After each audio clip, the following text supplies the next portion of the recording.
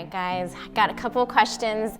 Did Jesus drink alcohol? Well, I know he made the best alcohol at the marriage of Cana.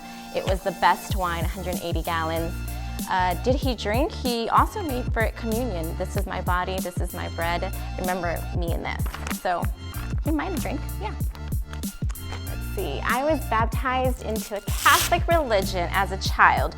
Do I need to be rebaptized as a Christian? Yes. You were probably baptized in a Catholic like myself. It was more for our parents to be dedicated to God. As an adult, I made a decision to fully surrender my life, say yes to Jesus, and I did get baptized. It was an inner faith out of outer expression, and baptisms are coming up, so if you haven't signed up, get signed up. Let's see. Why is church important? Well, the question is, let's see, church is the family of God. So why is family important? I'll leave it like that. How do I encourage my husband to come to church? Well, pray and don't nag. Nothing is impossible for God. We've seen families restored, come to serve, have the community here through life groups, and just continue to pray. You might not see it really quickly, but God will do it for you.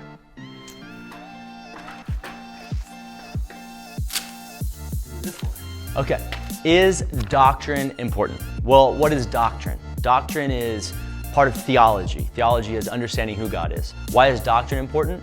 Because understanding God is how you see Him, how you see others, how you see yourself. All those things are gonna really impact the way you live your life. It's gonna be very practical to understanding God's love and what that means to be lived out through your life. In 1 Timothy chapter 4, it says, guard your doctrine closely. Because if you get any of those things wrong, how you see God, how you see others, how you see yourself, that's dramatically going to change your life. So yeah, it's important.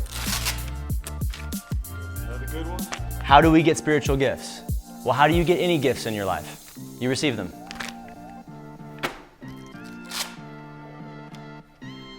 Can I serve in church if I'm gay? Absolutely. One more here. What happens to miscarriages, babies? What happens to miscarriage of babies and young children who die?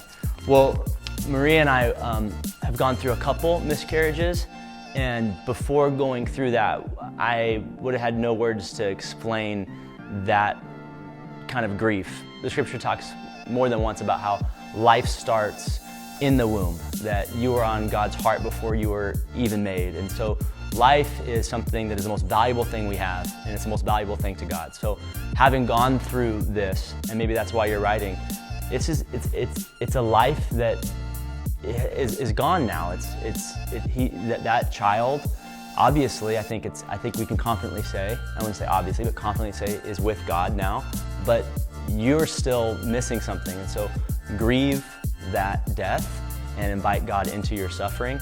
There's never a time where God is more present in my life than when I'm suffering. And so my prayer is that you would find God in this time.